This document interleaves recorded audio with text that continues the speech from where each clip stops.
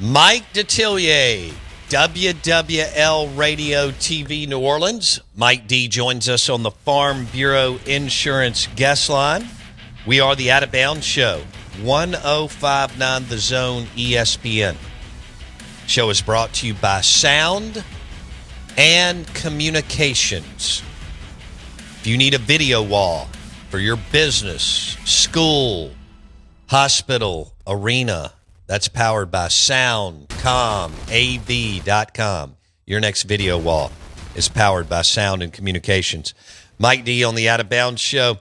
Mike, we got into we kind of pivoted. We heavy SEC football discussion here last couple of segments. So in year 4 for Brian Kelly, is LSU in position to make a run at a college football playoff berth and possibly a national championship with Nussmeier in year 2 at starting? Yeah, I think they are. And bringing in A.J. Halsey was a big pickup for them. They needed help at the safety position.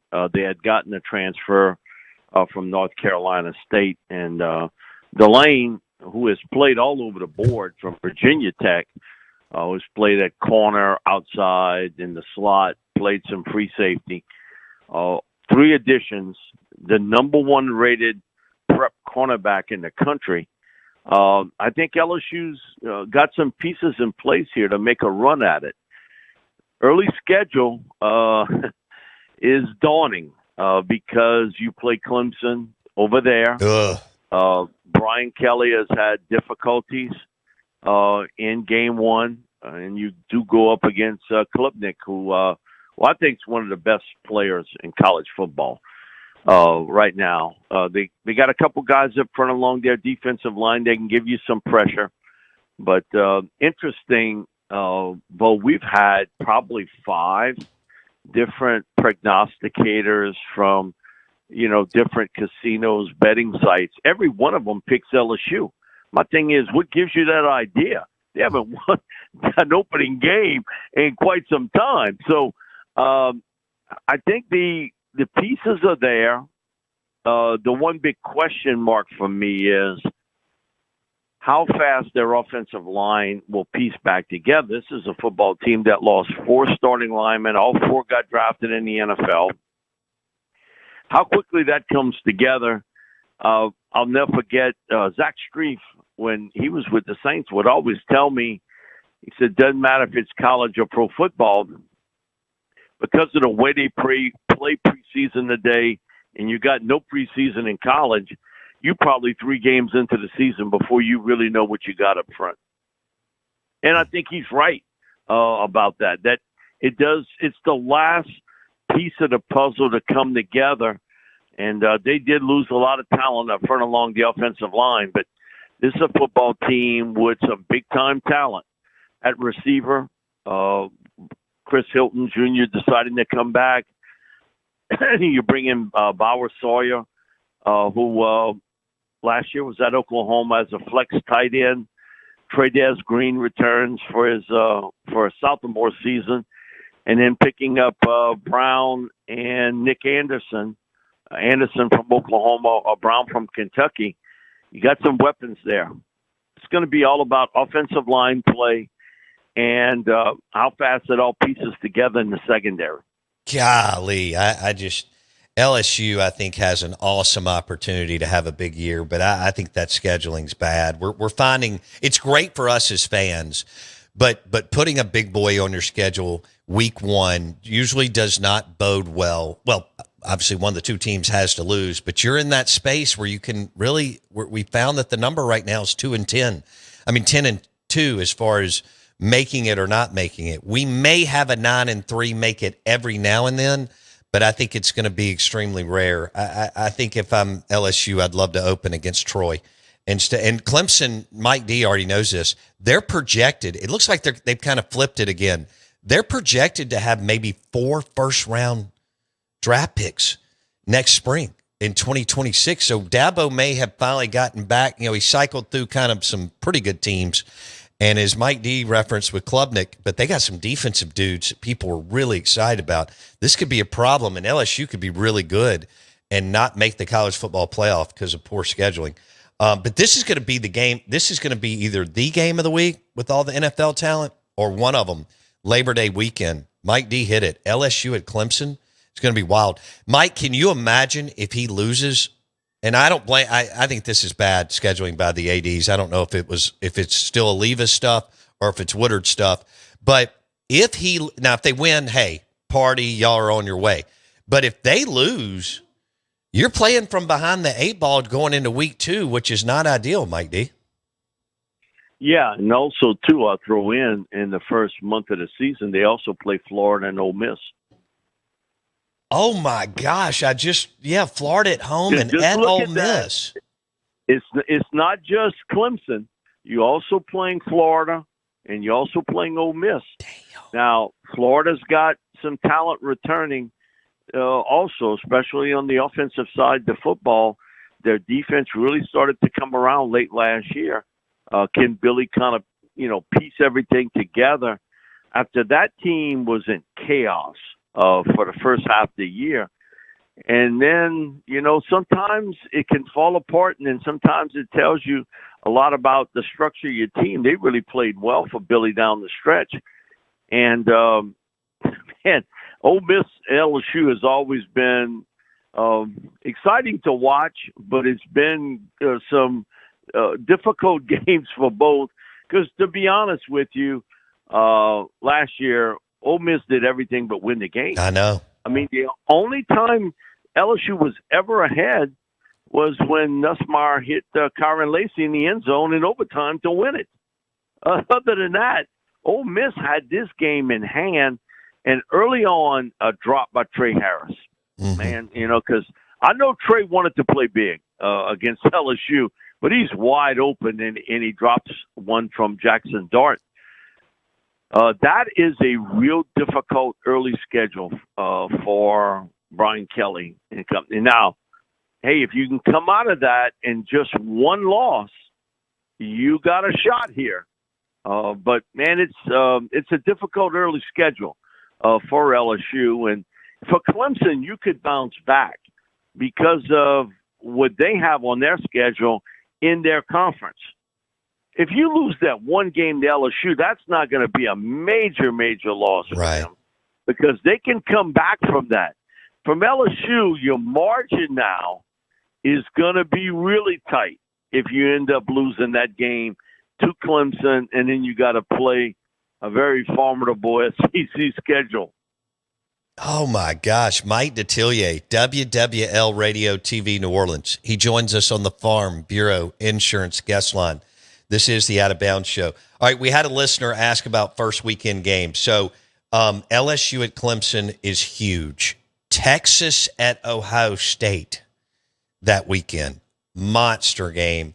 And then I think the third one is Bama at Florida State. Those are the three. The rest are kind of a bunch of, but those three are the three monster games in my opinion. We'll see what Ohio State. Here's my deal, Bo. Yeah. If I'm Texas, that's how I want to catch Ohio State. Man, look at all those guys, 15 guys going into the NFL. Mm-hmm. Hey, if I'm going to play Ohio State, hey, don't give it to me at the end. Give it to me to start the season. And, Texas, they've lost some guys too. But, man, when you return Arch Manning at quarterback, and this is his team. The baton's been given to him now, and they're loaded. I mean, they got talent. And we were talking about this yesterday on WWL with people that cover the Longhorns, that the big difference I see from 5 years ago is that Sarkisian sort of handpicked what happened to him at USC and at Alabama and has made it work at Texas. When he was at USC, and they had an all-star coaching staff back then with Kiffin and Coach O, and Pete Carroll was the head coach. they got a lot of ink because of Reggie Bush and Lindell White and Mike Williams and Matt Leinart and Carson Palmer. You can kind of go on and on.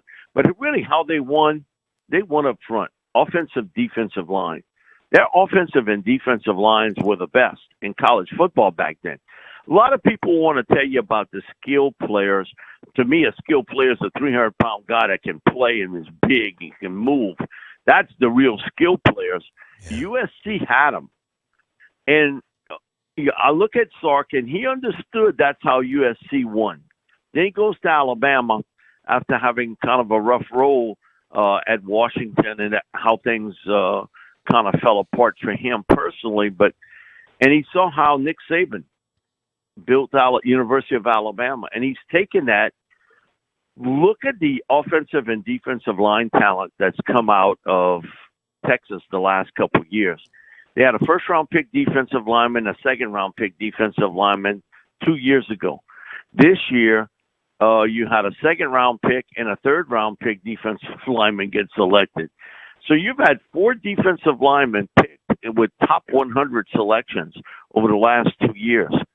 Kelvin Banks Jr., first-round pick of the Saints. Yeah. How they've spent a lot of money, a lot of capital, and people always, point toward Arch.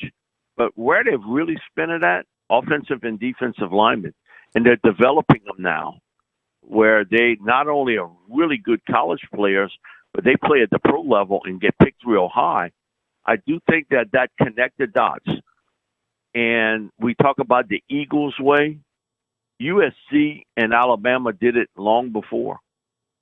What USC did in the early 2000s in college football, and once Saban hit big at Alabama, is exactly what the Eagles have done. They're winning up front, offense, defensive lines, and I think that it has been like the formula. And I think Sark sees it and figures, hey, you know what? If I get the right signal caller, we got a chance for a national championship. And I think he really does. That's been the biggest difference from 5 years ago at Texas. You had a difficult time coming up with a name of a big-time defensive lineman that had come out of University of Texas. And now, in a 2-year time span, you've had 4 picked in the top 100. Wow. Yeah, Sark has it figured out. You're exactly right. They got the thing rolling. Again, we talked about it. Mac Brown was up and down. There was some highs, but damn, there were some lows. And then Charlie Strong and Tom Herman couldn't get it going. I think Sark has that thing rolling, and NIL's perfect for them because they have more money than God. So if they want to do $30 million in a roster, they'll do it. I know this is way too early, but with what you just said, Mike D, with Ohio State losing we know that they're still going to be good. But with them losing everybody that they lost, do you still like Texas a little bit over Ohio State because it's game one, even though it's in Columbus? Ain't a little bit. Not a little bit. No, I think Texas wins that game. By 2 possessions? Just to see it, the way it's played out. I mean, one of the silliest comments I ever hear in sports is next man up. Okay, you got to understand who the next man is. And not that Ohio State has not recruited well. They have. But when you lose 15 players in one draft class to the NFL, there's no way you better the same year. Right. The year afterwards. No way. And so in that game, I would like Texas, and I think they a touchdown or so better than Ohio State. Even on the road, they are a better team, and you are catching them early, where there's new pieces of the puzzle being kind of put around Ryan Day, that he has got to figure it out. And for Texas, that's a huge game. I mean, they understand the microscope is being put on them because of Arch and because of what they have returning. And what they've recruited is really good. You can say, okay, Ohio State recruits well. All you got to do, hey, take a look at that roster Texas has got. They recruit well too, and so I like Texas in that game, and I think they're a touchdown I know the point spread will be less than that, but I think they're a touchdown better than Ohio State early in the year. I don't know what happens later on. I think, Ryan Day will get it together, but early on, you got to go with Texas there because of the talent level and better play at quarterback. Sure. Just like if you play Florida or you play South Carolina or you play, it's kind of a push with LSU and Clemson because, Nussmeier returns, but so does Klubniak, at Clemson. It's sort of a push there. And Penn State, even though I'm not crazy about that quarterback, he's so erratic. He did get a little bit better last year. But when you play experienced quarterbacks, man, that's a huge difference early in the year. A big difference than playing a guy who hasn't seen a lot of playing time. That to me is difficult. All right. Texas at Ohio State. LSU at Clemson. Bad scheduling, but fun for us Labor Day weekend. And then Alabama at Florida State. We'll see if FSU bounces back. Obviously, 2 years ago, they were phenomenal and lose their quarterback right at the end of the deal, and we didn't get to see them do what they wanted to do. He is Mike Detillier on the Farm Bureau Insurance guest line, and this is ESPN 105.9 The Zone. Mike, do you expect? I mean, Hugh Freeze in Auburn. No, I want to go Brian Kelly before I move to that. What is the buy-in level down there right now for Brian Kelly and LSU? Do people believe, hey, we had a good year last year? It was Nussmeier's first year to start. He's coming back. He's really good.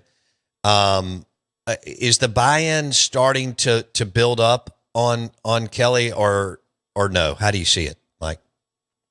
They'll believe it when they see it. And ain't nobody saying nothing about a good year last year.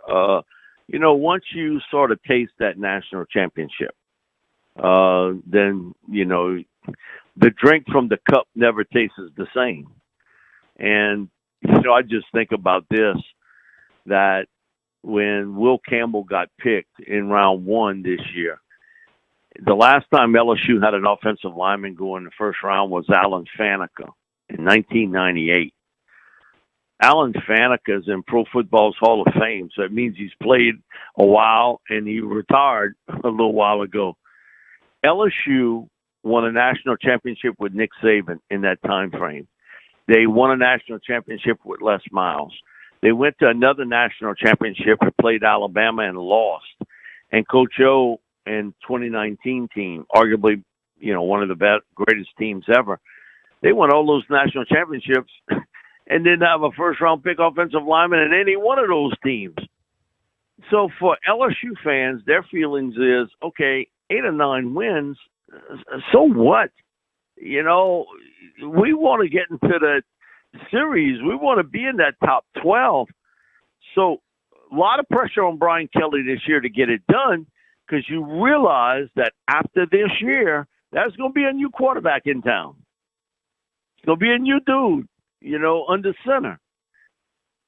And so this is their opportunity, and the fact that a very talented Ole Miss team has a new quarterback this year. Okay? Alabama, thank God for LSU fans, they don't have to see Jalen Milroe anymore. He goes into college football's Hall of Fame of the 2 games that he played against them. That there is that point there where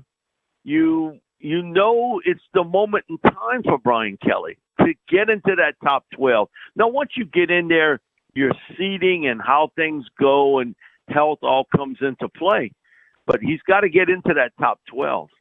And I'm sure as people watch the NFL draft and saw all these defensive players get peeled off from South Carolina, all these players defensively and the quarterback gets peeled off from Ole Miss, people are saying, how the hell they didn't get in there?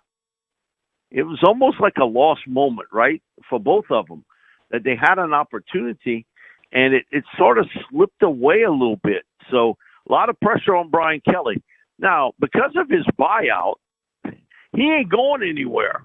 But still, there's pressure for him to win. And nobody here is talking about having a good season last year if you win 9 games. Okay, their deal is if that's the case, we got a lot of coaches here that could have won 9 games. You paying Brian Kelly $10 million a year. You didn't bring him here to win 9 games. You brought him here to play for SEC and national championship games. And he did that in year 1. You know, he was able to get them to the SEC championship game. But a lot of pressure now on Kelly to make this work because you had Jaden Daniels for a couple of years. You did get to the SEC championship game against Georgia, but you never got to the big dance. And it's his opportunity now in time because they have really done a kind of makeover job, offensive line, defensive line. But it's a really young offensive line. And that's going to be the telltale part of can this team run the football, which last year at times they had bits and pieces of it, but they didn't, consistently run it. Great point. With a really veteran group. Great point. All right. So, yeah, golly, can you imagine if LSU had Lane Kiffin right now? They'd be a national champion contender. No doubt. We wouldn't even be debating it. We'd be like, this just because Lane's turned it around. I mean, he's turned into just one hell of a coach. And quite frankly, today, I think he's better than Brian Kelly. I mean, I think Brian's been a hell of a coach for 30 years, but I just wonder, if he's going to be able to turn the corner. Now, if you can turn the corner anywhere, good hell, it's LSU. I mean, Les Miles and Coach O did it. And so anyway, 3 coaches won national championships. Marcus Freeman got Notre Dame to where they wanted to be, right? That's right. He didn't win it. That's right. But Marcus Freeman in 3 years, look what he did. And, that was the big thing with Brian. I don't know if I could have done it, and recruited the athletes that I have at LSU. Now you got the athletes. Now you got to win it. Yeah. Marcus did it. Okay. Marcus got you there. They didn't win it, but he got you there. So there is a lot of underlying stuff here with Brian Kelly that's happening, in front of your eyes and kind of behind the scenes too, of the pressure to win, where they have spent now a ton of money in this NIL era to get it worked right. Yeah, that's Mike D right there, at Mike Detillier on Twitter. WWL Radio TV New Orleans Afternoon Drive, Monday through Friday. Mike Detillier, LSU Insider on the Out of Bounds Show. Be good, Mike D. Thank you, man. Thank you, Bo. He was fantastic. LSU. Terrible scheduling. I mean, look at what? Look at the schedule. At Clemson, 3rd game, Florida at home, 5th game at Ole Miss. You could be good and be 3-2. Scheduling matters. And for whatever reason, too many athletic directors don't get it. Look what Notre Dame just did 30 minutes ago. Terrible, terrible decision on scheduling.